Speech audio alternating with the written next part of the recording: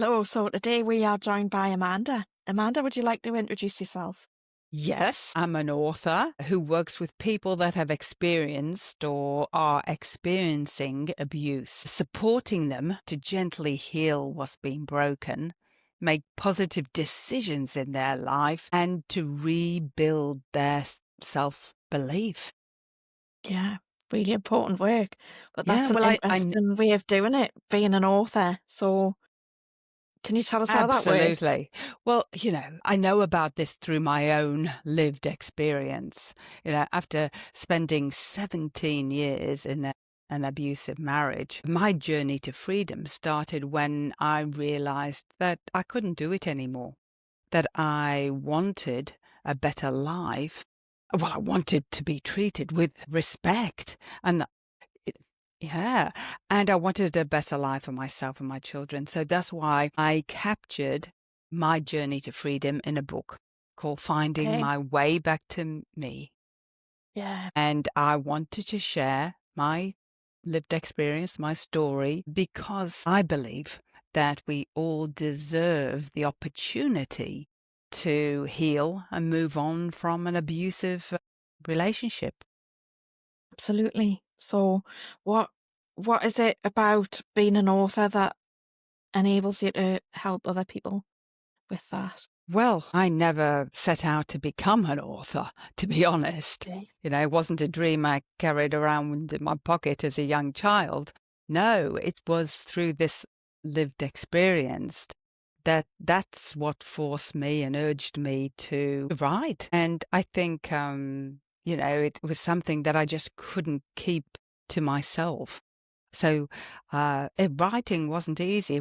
It was difficult. Sometimes I Yeah. had to bring up and bring to the surface some of those emotions that I'd really hidden down. And it was sometimes I just wanted to stop because the past was heavy and too raw. At the same time, every time I wrote, every page was a step for healing for me. Yeah, it's very therapeutic writing things down, isn't it? Absolutely, yes. And that's why I Yeah. wanted to write down, and I wanted to break the silence, and I wanted to help other people who go on this journey Yeah.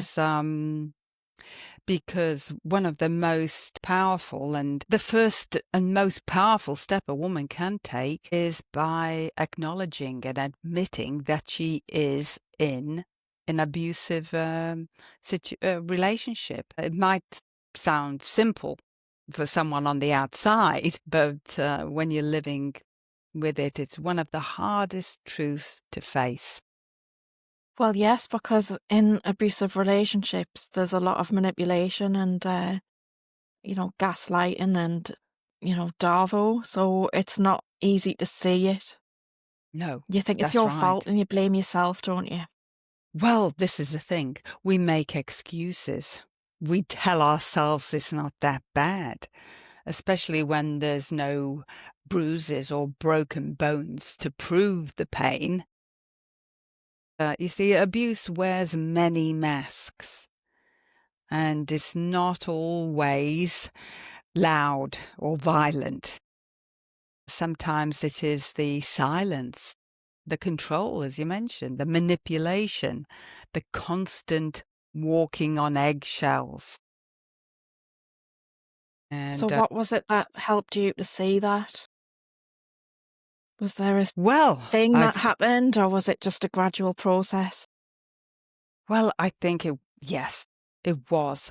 And what happened, when I look back, it seems unreal that I would have accepted my day-to-day reality back then. And I ask myself, why did I tolerate what I know now to be emotional and financial abuse? And the short answer to that is that abuse took control over my world.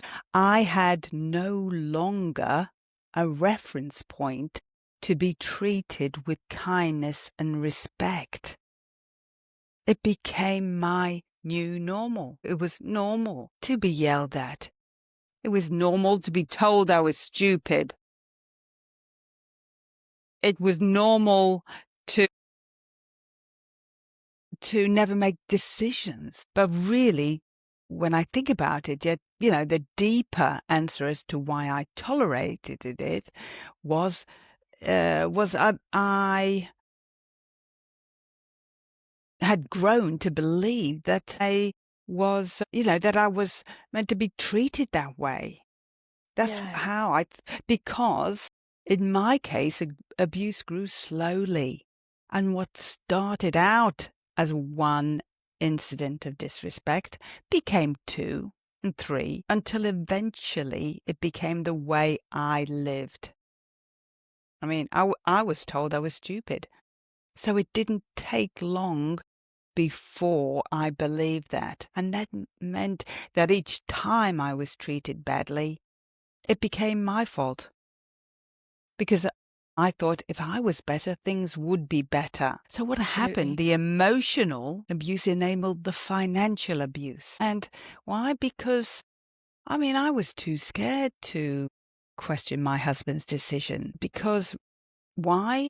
I think because all I wanted was peace and the constant tension in the house to be relieved. So I did what I was told, hoping he would be better. The more you capitulate, the worse it gets. Absolutely, yeah. And that's how it happens. Yeah, Slowly. absolutely. So it wasn't Mm. that it happened. You didn't go from, meeting this man and then it was terrible straight away. They give you time to fall in love and they treat you well at first.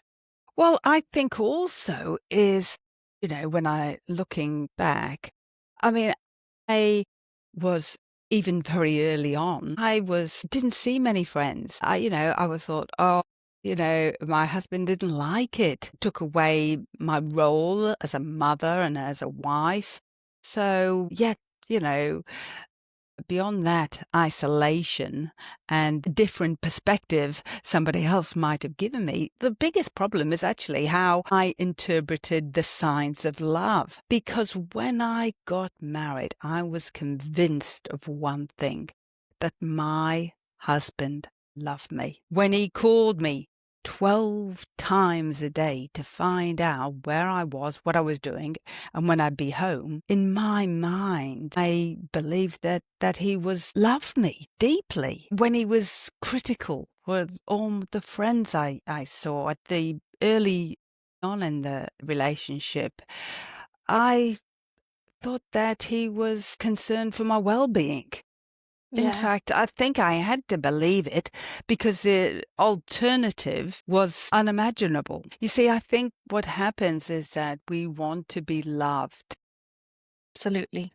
Nobody wants to be unloved and uncared for. So what happens is we make excuses for our partner's behavior rather than accept the truth that we are being abused. Yeah, I think it's hard to see when you're in it and when it happens gradually. Absolutely. Yep. Yep. Yep. When it happens, it just, it happens slowly. And this is what happens. It So you happens got into it slowly. slowly. Did you get out of it slowly as well?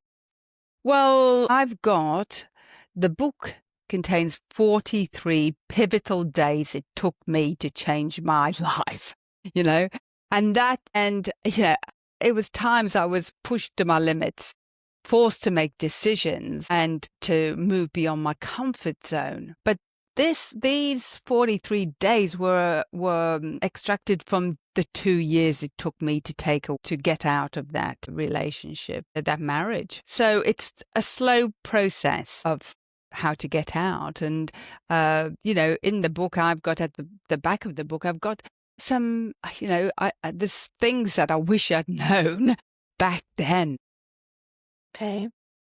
that I have added and will um to help them, to help them get through so that they haven't got less stress and less heartache, really. Yeah. So what sort of things helped you get out? What things that well, there's some things that people don't, when look, the truth is, you do not need anyone else's permission to call it abuse.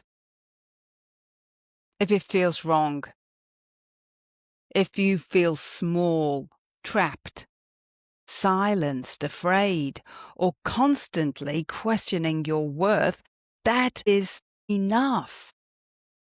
You don't need to wait for it to get worse. It's a big word though, isn't it? Abuse. Yeah. It's quite a powerful word that I think it's hard to use on someone that's close to you. Yes, but friends were a big thing. It's so important to have not so many friends, just one good friend who knows about your situation and is helping you to find solutions for your current living situation. It's important, yeah, because that is the support. That is the support. So, I mean, my journey to free myself from an abusive relationship, really, marriage, started after I've been walking in the park. Returning to the car, I found 12 missed calls on my phone. I called, all from my husband. I called. I was terrified. I thought something had seriously happened. But, where have you been? Why haven't you been answering your phone? You have a phone, pick it up. I've been waiting here for my lunch. I mean, that conversation was the beginning of the end. So that was like common though, that sort of scenario where you It would ring was, 12. and that was one thing, yeah, and one thing. And I think when you're not treated as an equal and your opinion doesn't count, you have to negotiate to go out with friends. And when you do, you're berated for being a bad mother and a failure of a wife for leaving. So, and when you're constantly walking on eggshells, yeah, it's not good.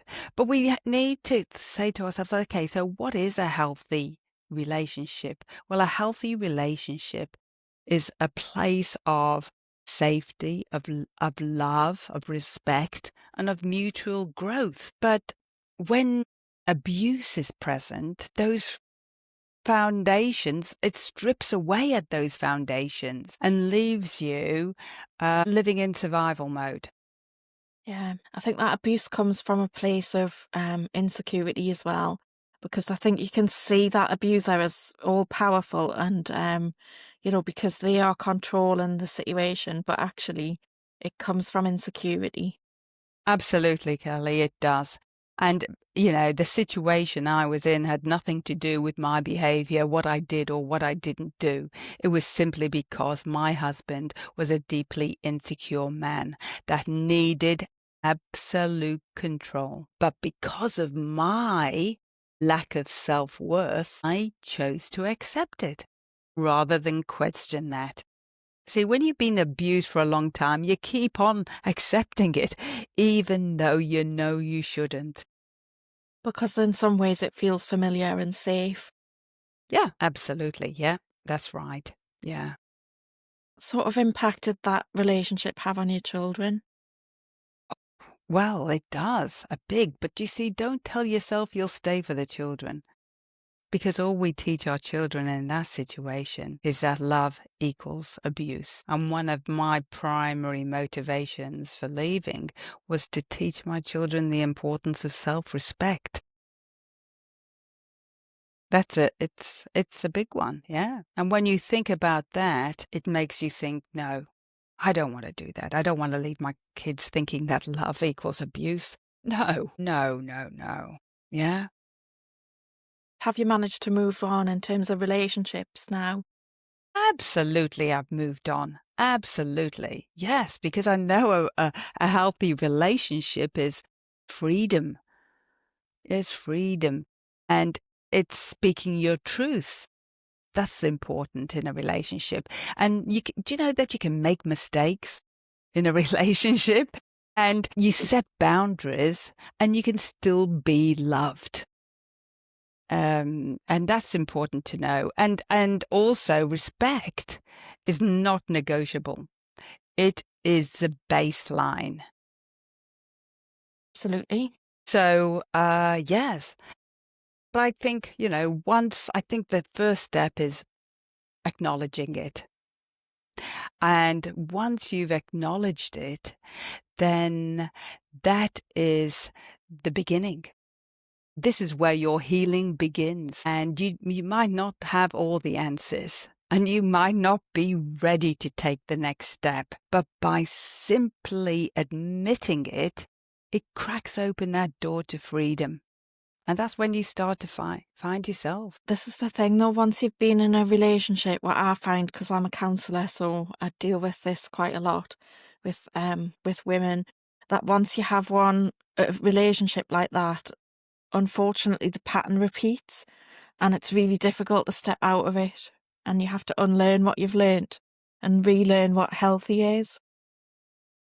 Absolutely. You're right there. Yeah. Your self-belief, and it's about your self-worth. But the first step, I think, is self-care. And some women think it's foreign. It's selfish to put yourself first, but it's not. It is sacred. Essential. Yeah. And once you do that, healing, it doesn't happen all at once. It's not a single decision.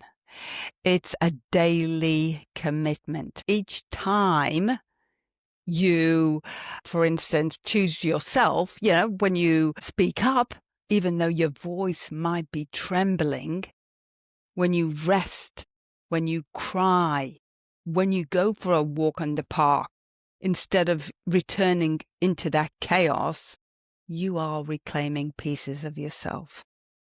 And that is a start. Yeah. That's So the start to finding your way back to you. When you found yourself in that situation where you decided that that was enough and you weren't going to stay, how did you leave? Because sometimes that's the most dangerous time. Well, often it's, and most of the time it is the most dangerous time for women in an abusive relationship. Well, I think one of the most important things is to have support. Counselors, absolutely. You need that, the people around you, and they are there. They will be there. But the most important thing is to get a bit of that time, that self-care. You need space to breathe.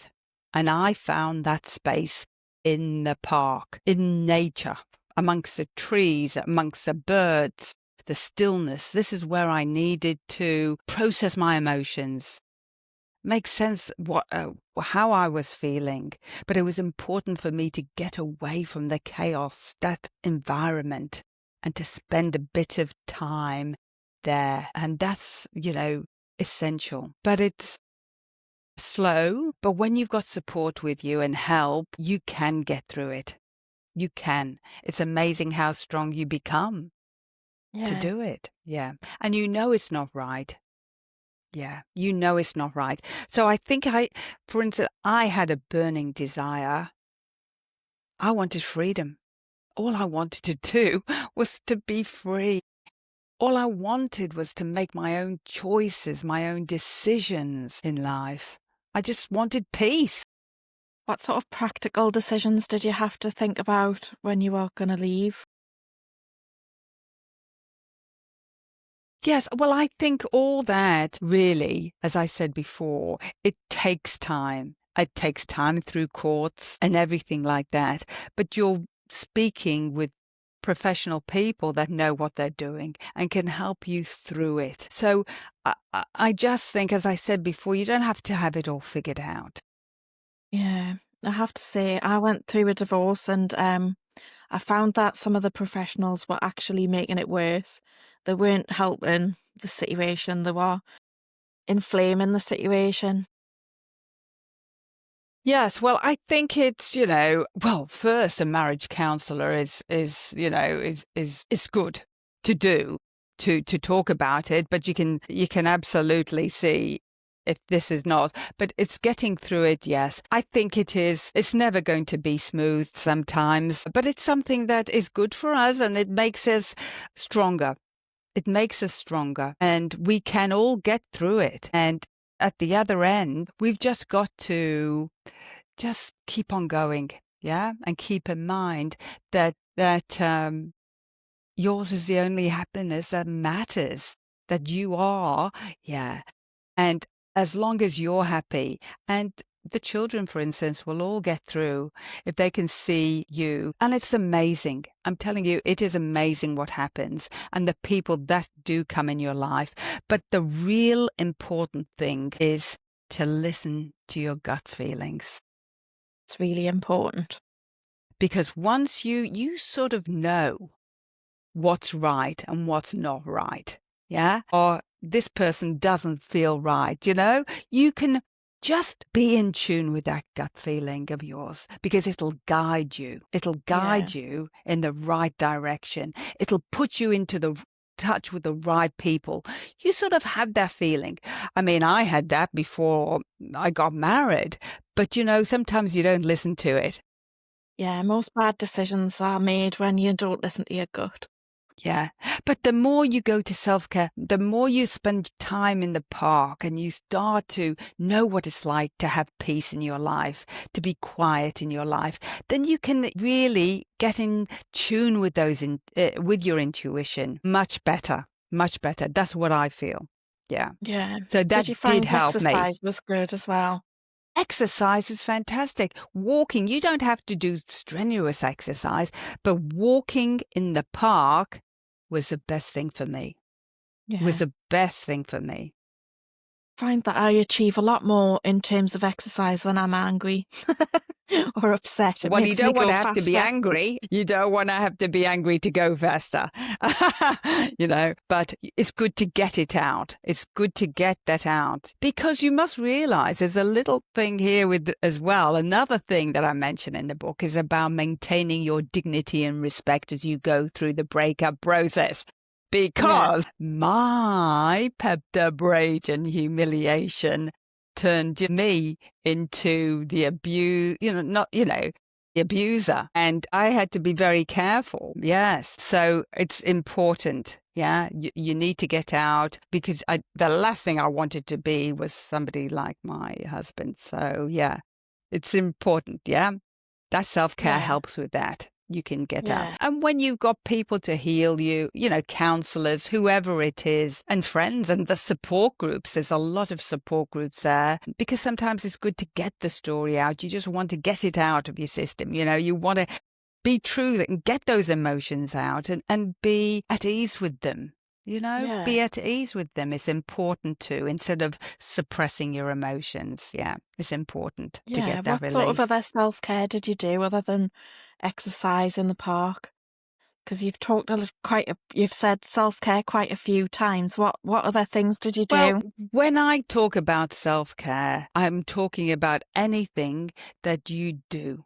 You know what I mean? From for listening to music that you like, for instance, that is a whole thing. It doesn't necessarily mean to indulge, it's not about indulging in all different massages and things like that. It's just spending that time to yourself. That time, whether you're listening to music, whether you're reading a book, whether you're meditating.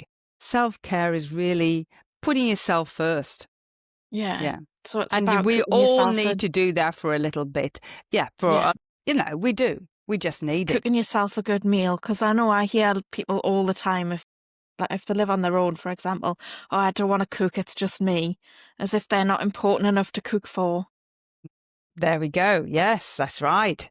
That's right. Yes, and diet's great, changing your diet a little bit, because I was walking out in the park and I changed my diet. But I think also the most important thing is to start trusting as well.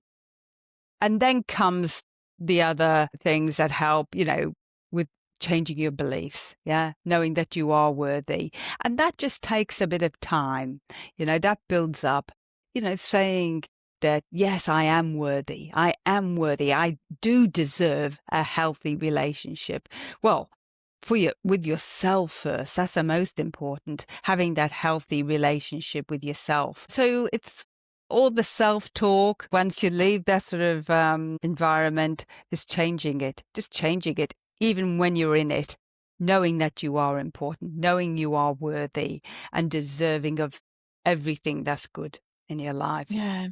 I think it's often like people find themselves, they know that that's what they need to do, but it's hard to believe it when you've been not but like a non-believer for a long time. Yeah, that's right. But it's important to be amongst people, you know, that have actually gone through that, yes? And they know that there's such a big contrast when you're living in an abusive marriage and then when you're out of that and living a different life. It's a healthy way of living. That Yeah. is where it's inner health and inner peace and good health. They don't grow in abusive soil. They No. thrive in healthy, respectful love. Yeah. So it's Yeah. finding the right people, isn't it? I think that's difficult. And often when like a relationship ends, um, often other things come to an end as well, and you find yourself everything kind of falls apart, and you feel like you've lost your whole world. And then, but that's a new beginning as well. Endings are new beginnings, and that's where you can put better things that are more. They're going to serve you better. You can look for things that are more aligned with who you are and what you want in your life. Absolutely. Absolutely. It is a beginning. Saying enough, it's not the end. It is the beginning. Yeah, that Yeah. is.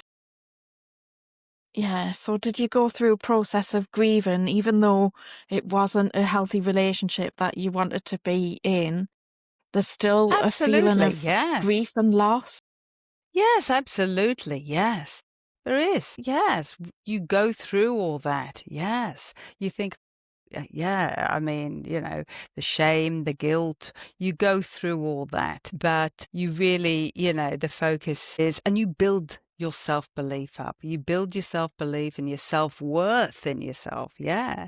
You Yeah. start to value yourself. Yeah. You don't need anyone else to validate who you are, because it can be taken away like that. Yeah. But you start to have a relationship with yourself. And that is Yeah. the beginning, having that relationship with yourself. And Do you that's think that very happens for important to spend a bit everybody? of time. Do you think that happens for everybody just automatically? It just kind of happens, or did you do anything to make sure that happened? Yes, absolutely. I've done a lot of self-development and self-courses like that. This is the thing. It is the most important thing is to have that loving relationship with yourself. Treat yourself the way you'd want other people to treat you, Yeah, with absolutely. kindness, with Yeah. respect. Yeah. And it's important. It's important because your little body, I mean, your cells go crazy when you tell them that, that well done, and you praise yourself. Your whole body, your whole little cells jump up and down. They love it because we love being praised, don't we? Everyone loves being praised. But when you say it to yourself, it's important. It really Really is is, yeah.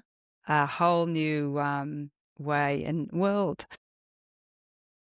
But I think really the turning point comes when you admit that it's not love. Until you actually name it, you can't change it. So that is the first step, acknowledging it and admitting it. Um, Did you have to say it out loud? yes, I did. Yeah, I said enough is enough. Enough is enough. Yeah, enough is enough. I don't know how I'm going to do this and how I'm going to get out of it. But those 43 pivotal days, I wouldn't change a thing. Let me tell you, I would not change one thing. So what It's what have made you me who learned? I am today. Yeah, what do you think's the biggest lesson from what you've been through? That is self-belief is a start of changing everything in your world. Yeah. The easiest thing is to blame other people. But it's not until you believe that you deserve more and you're worthy of more, and that you will not put up with any abuse any longer, that things can start to change. Well, Amanda, it's been lovely talking to you. Thank you so much for coming on my podcast. If people want to find your book, where can they look? Well, they can go on amandajscott.com, where I've got Okay. some blogs on there as well, and they can receive that. The book is on there on the platform there. It's sold on all platforms, and it's a powerful, quick read to reminder that everyone deserves to be treated with kindness and respect. And also on my website, if anybody wants any advice, any support, any question they want to ask me, please send it to me and I will personally email you back. And hopefully I can help in any way. If you know anybody or you're going through it yourself, I'm here to support Yeah. anyone on that journey because I know what it's been like. Yes. Yeah, that's a really great offer. So thank you so much. It's been lovely Wonderful. having you on. Kelly, thank you.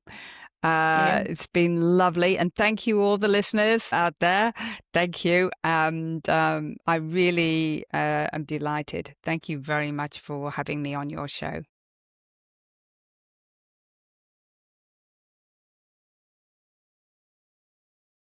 I just wanted to take a moment to speak directly to the women listening who might be struggling in silence. So maybe you're living with the fallout of a husband or partner who's suddenly decided he's a woman, leaving you feeling confused, coerced, or even pressured into things you never consented to. Maybe you're a mother with a daughter or a son who now says they're trans, and you're carrying the heartbreak of that loss without anyone around you really understanding.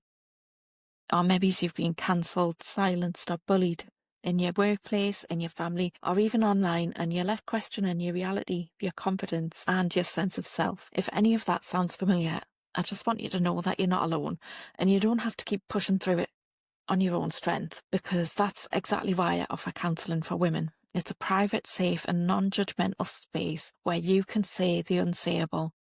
And I know how hard it can be to put words to feelings of betrayal, grief, or anger, especially when the world around you just wants you to be quiet. In our sessions, you'll be heard, believed, and supported without judgment. My work is grounded in person-centred counselling, but I also bring in other tools like inner child work, trauma-informed approaches, and relational models to help you uncover what's really going on beneath the surface.